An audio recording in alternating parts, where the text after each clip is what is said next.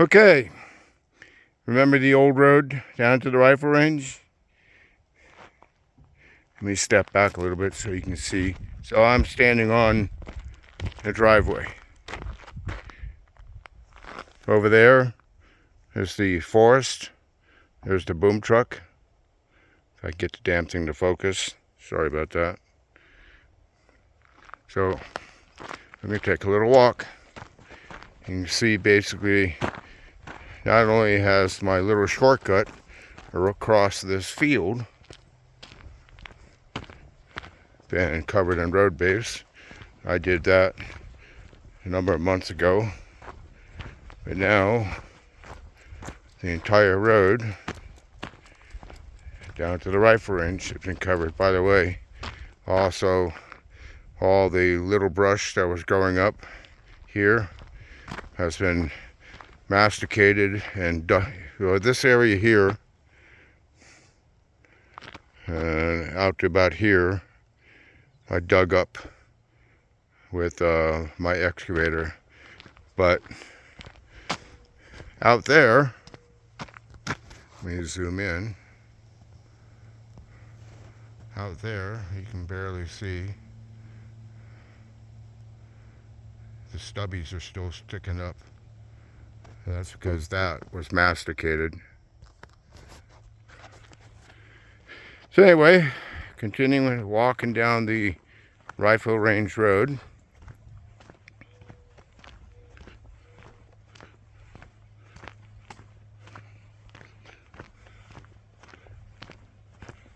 You guys should remember this sign.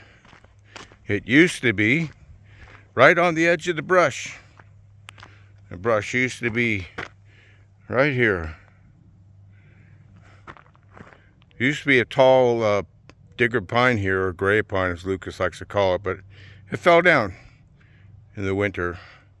So we chopped it up and burnt the limbs and saved the trunk.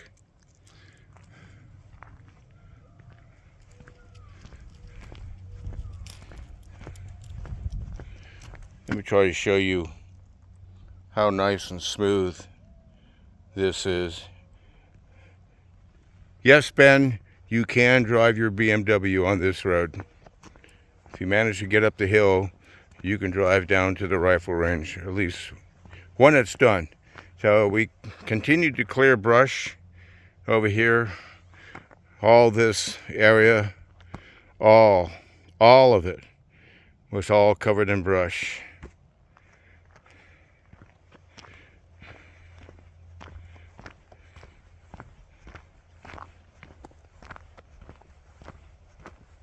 Oh, I also dug up brush along the edge of the forest to push the brush back. I still have more brush, specifically right about there. There's some more manzanita and whatnot. But anyway, so try to push the brush line back on both sides, the right side and the left side. We saved some manzanitas. Basically, we went using Lucas's arborist experience and expertise. So he picked out which manzanitas that he thought were worthy of saving, that could eventually be trimmed and guided into being trees. So we have quite a few. What is that? 1, 2, 3, 4, 5, 6, 7, 8, 9, 10, 11, looks like 12, maybe 13 manzanitas. We got one scrub oak right there that was worthy of being saved. I call it scrub oak. Dad called it scrub oak. Lucas calls it live oak. There's another oak that was worthy of being saved.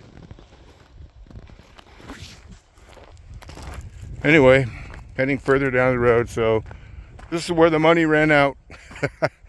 Plus this cleared area, which is going to be the shooting lane, is not done yet.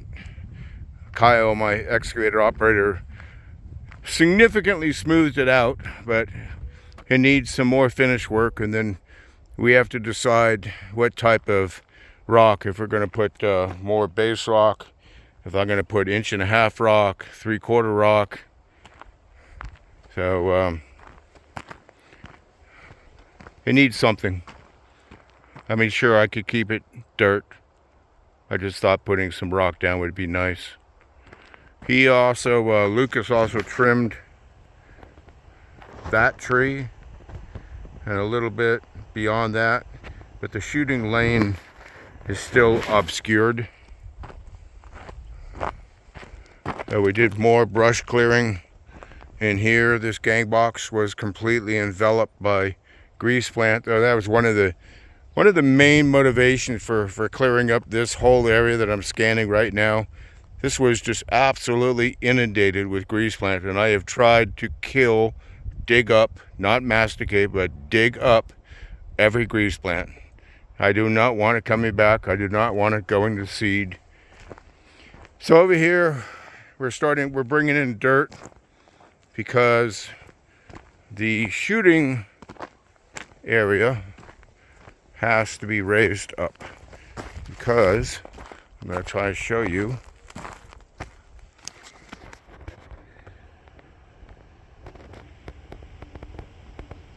See that V-shaped oak tree? That's the 100-yard mark. And you can't see the base of the oak tree because there's a hump in the dirt. So the plan is to add at least another 2 feet of dirt here. And then we're going to transport. This is the other thing I haven't told you guys. So Kyle's got an equipment trailer. He thinks it's no big deal to load the shooting house, basically put it on a couple 4x10 skids and load it on his equipment trailer and drive it down here. So we're going to put the old shooting house in here, across here, and then back there we're going to put a 20-foot cargo container that's going to hold all the supplies related to shooting. Target stands that's going to end up holding that gang box and anything else that I need. It's going to go in a cargo container, and then right next to it, they're parallel to each other, will be the shooting house. So we got to raise it up on, even after we bring in like 2 more feet of dirt, we're going to have to probably raise it up on at least 2-foot sonotubes of concrete. Randy knows what those are. Anyway, walking up here. Oh, Kyle went in and did some clearing in there today. So he cleaned it up. Let me zoom in for you. But Lucas has still got to go in there and trim a bunch of branches. All these piles are what Kyle made with his brush rake and his rock bucket. He just kept scraping the earth. That's why basically, I don't know if it comes across in here that there's serrations in the dirt. And that was from his brush rake. And he just kept raking it and raking it and raking it and picking up all these rocks, all these sticks. I gotta come back here with the backhoe and scoop them up. Anyway, so in here, I've rediscovered this home site that Dan Clark had built. So this pile of brush is what Gus did with all the brush that he was bulldozing for the land that is just beyond the pile, on the other side of the pile. 4 years ago, March of 2026, he bulldozed that for me, pushed it all into here. He thought it would decompose, and it has not. Unfortunately, we exposed this area that I'm standing in literally the day before burn season ended, so we did not have enough time to burn this pile. So come next burn season, this pile gets all burnt. There is a embankment here. You can kind of sort of see it. And Dan Clark basically dug into the hillside, leveled it off. Yeah, I know it's not very level now. And that was going to be a home site. So what I'm going to do now, because when this pile of brush is gone, it's really nice in here. We've got a couple of very mature pine trees. We've got another manzanita we're saving over here. There's another oak right there that's being saved. Several very large oak trees in here that Lucas has got to trim. A couple more large pine trees. Nice, very mature manzanita. So essentially we're going to turn this area into a campsite. That's right. It's going to be Dan Clark cut this, so I'm going to call it Dan Clark Campground. So I think it'll be very nice. Friends or relatives want to do some camping at Mombacho. It's not going to be campground open to the public, it's just for people I know. And then down here, there's a road down along here. Maybe down there, I can have another campsite.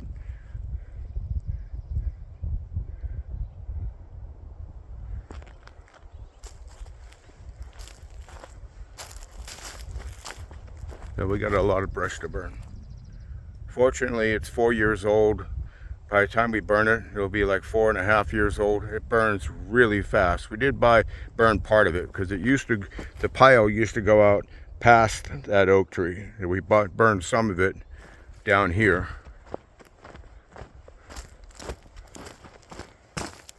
And it burned really hot and really fast to the point where Lucas did actually get a little concerned. Up here, I can show you, this is the land that Gus cleared 4 years ago, and that's what it looked like after Kyle masticated it. He chopped it down. Some of the bushes in here were getting it up to be like 18 inches to 24 inches. So I had to do something about it, and I didn't have the time to dig it all up.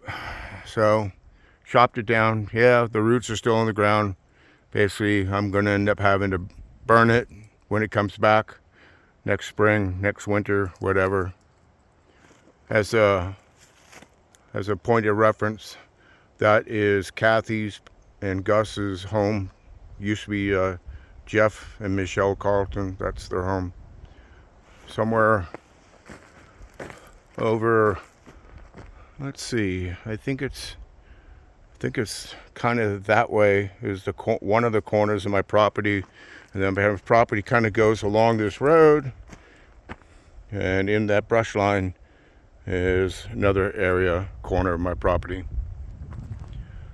So I think this would make a nice place to camp if somebody wants to come up, but they don't want to necessarily stay in the trailer. They want to have the camping experience without going to a public place and having to put up with the public. They could come here, be very quiet, very serene, and of course before I invite anybody or open it up, it will be cleaned up even more than it is now. So that's the report. That basically took all of the month of April and up about half the month of May. Joe out. Bye.